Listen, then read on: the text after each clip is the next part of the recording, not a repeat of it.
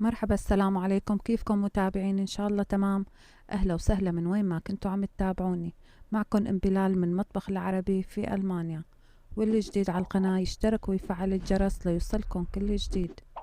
بنستفتح معكم الفيديو بالصلاة على النبي. ولا تواخذوني متابعيني لتأخيري بالفيديوهات بسبب وفاة والدتي الله يرحمها، وبتشكر كتير كل من عزاني وواساني بمصيبتي. وطبختنا لليوم هي حسنة على روح والدتي. عملت يبرق بطنجرة النينجا. ومنبدأ التحضير. معانا 3 كيلو ورق عنب، نحن منقله يبرق. ومعي كيلو رز مصري. رح انقعه بمي سخنة 10 دقايق مثل ما شايفين حبايبي. بحركه شوي وهلأ رح دشره 10 دقايق. وبينما ينتقع معاي رح اسلق الورق. وهلأ مي عم تغلي، بسقط الورق فيه. شوفوا حبايبي، بفتحه وبسقطه حتى تنسلق معاي نص سلقة. وعندما بشوف دبلت الورقة معي بشيله وبحطه بمصفاية وبحط الوجبة الثانية. وعندما بخلص بنقعه بمي باردة أو بمي فاترة حي الله حتى تروح منه طعمة اليبيس. وهلأ بنبدأ تحضير الرز. حطيت نص كيلو لحمة وملح. حطيت تقريبا معلقتين ملح ومعلقة بهارات مشكل ومعلقة فلفل. وحبايبي أنا بحط حمض الليمون معاي معلقة كمان، وتقريبا معلقتين 3 معالق سمنة أو معلقتين ما بتفرق. وبحط تقريبا كاس زيت شاي نباتي. وهلأ بحركهم كلهم. حبايبي الزيت بيعطيه بيخلي الرزاية تفلفل وما تنخبص معانا. والسمنة هي سمنة بقرية كمان بتعطي للرز كتير نكهة طيبة. وهلأ بنبدأ نلف. شوفوا حبايبي، هلأ أكيد انتوا بتعرفوا تلفوا، بس في مبتدئين ما بيعرفوا. منخلي العرق لفوق ومنطويها من على الجنابي ومنلفها.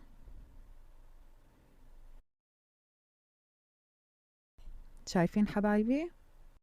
بلفلكم كمان وحدة، منتنيها ومنلفها ومنرصها حتى ما ترتخي معانا. هي الطريقة من زمان بيتبعوها، هيك بلفوا. وحتى في عالم بتلف على ايدها مثل الاتراك، في عالم بلفوا على ايديهم، بس انا ما بستحكم الا على الصينية. بس هلأ مثل ما بتعرفوا حبايبي تطورت الأمور وصار في أدوات لللف كتير بيسهل على الصبايا الجداد، إنه يعني على الصبايا المبتدئين المالة خلق زيادة. شوفوا حبايبي، هي جبتها من الأمازون ورح جرب لكم فيها. أكيد في بكل البلاد في منها. شوفوا حبايبي كيف بترص اليبرقة. بنزلها شوي وبحط الحشوة. كتير سهلة وسريعة. وأهلا وسهلا بالمشتركين الجداد اللي نوروا قناتي وشاركوني بفيديوهاتي حتى القديمة. أنا كنت متمنية إنه نزل برمضان كل يومين فيديو، بس رب العالمين إنه راد هيك أقطعكم شوي برمضان لأن كانت نفسيتي كتير تعبانة. والحمد لله على كل حال. وابدأ معكم من جديد وفيديوهات جديدة وبدعمكم إن شاء الله. وحبايبي اجاني كتير كومنتات لطنجرة النينجا، وانا اسفة انه يعني انقطعت عليكم. بس جاوبتكم بالكومنتات. وهلا لان في عالم كتير جابت هي الطنجرة وقالوا لي بدنا نطبخ فيها بالعيد، علوة تنزلي لنا لو فيديو واحد. وانا حبيت اعمل لهم اليبرق لانه اليبرق بينعمل كمان بالعيد وافكار جديدة. وشو بدكن انا جاهزة. هلا صحيح ما كل العالم عندها انه هي الطنجرة، بس في عالم عندها حتى طناجر عادية ضغط. وهذا اللي يبرق من قديم، ما انه فكرة جديدة. بس انا هي فكرتي انه منه بنزل اليبرق بقناتي، ومنه بأشر لكم كيف رح احط اليبرق بطنجرة النينجا. وبعد ما لفيت كل الكمية، شوفوا حبايبي قشرت راسين توم. وراسين توم شوفوا حبايبي قطعتها بالنص. وهلأ منحط اللحمة بالسفل. طبعا هي الطنجرة شلتها من طنجرة النينجا وهلأ رح حطها. واللي يبرق بحب اللية، كل ما كترتيله لية كل ما أطيب. وهلأ منصفها. حبايبي إجاني كتير تعليقات مشان الوقت والزمان، وتكرم عينكم شو بدكن طبخات فيها قلولي على الوقت وأنا بقلكن. شوفوا حبايبي كيف بحطن،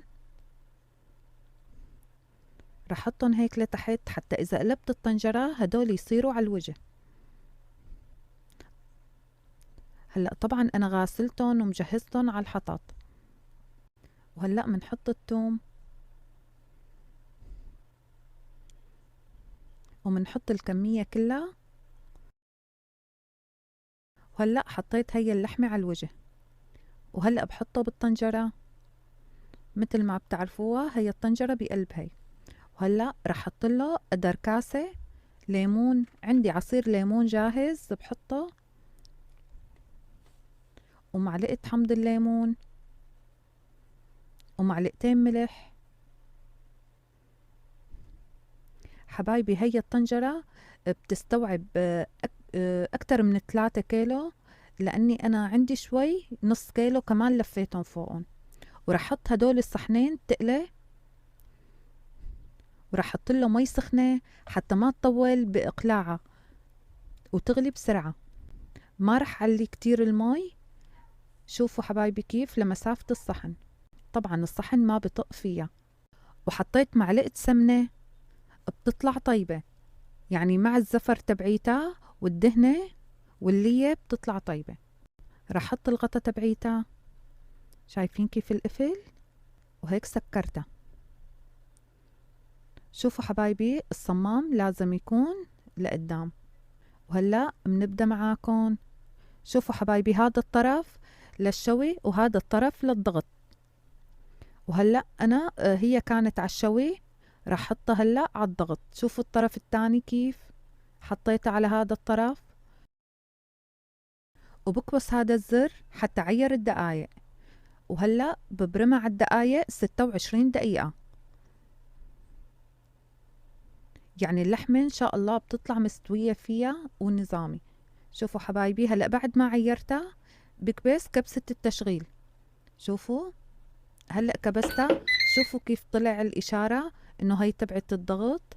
وهلأ شايفين هون حبايبي هدول الخطوط، هي الخطوط بتم هيك خطوط لحتى تجمع البخار وتحبس ضغط. شوفوا حبايبي هذا الصمام، شوفوا كيف لتحت. هلأ بس نطلع لفوق بكون هو حابس ضغط، وبصير عد التنازلي للدقايق. شوفوا حبايبي كيف طلع، شايفين هذا الواحد ما بيقدر يلقه لأنه كتير سخن. شوفوا حبايبي كيف نزل العدد التنازلي من 26 وانتو نازلين. وهلأ حبايبي عندما خلصت، شايفين هذا الزر اليسار الأحمر اشتغلت حتى افتح الصمام. حبايبي أنا بفتح الصمام لتخلص كل البخار فيني افتحها، بس قبل ما فيني افتحها بتم حابسة ضغط. يعني قد ما حاولت بدي افتحها، بدي احط غرض، بدي احط شيء، ما بتنفتح معي. ليخلص كل البخار بقدر انا افتحها مثل ما شايفين. وهلأ استوت عندي الطبخة، وشوفوا ما شاء الله تبارك الرحمن كله مستوي. وشوفوا حبايبي هي مو مثل الطنجرة العادية انه الرز بينفض لبرا، ما بتخلي الرز ينفض بالمرة، يعني مثل ما حطيتيه مثل ما بتشيلي. وصحة وهنا لكل شي أكل منا. واللي قرا الفاتحة على روح والدتي. وما شاء الله شايفين كيف اللحمة كيف مستوية والعظم طالع، بس أنا ما عم بقدر مثل ما شايفين لأنه كتير كتير سخن. وهذا كان فيديونا لليوم. لا تنسوني من اللايك وتشيروني لأصدقائكم حتى أكبر بمحبتكم. واللي جديد على القناة يشترك ويفعل الجرس لتوصلوا كل وصفاتي. وكانت معكم إم بلال من مطبخ العربي في ألمانيا، والسلام عليكم ورحمة الله.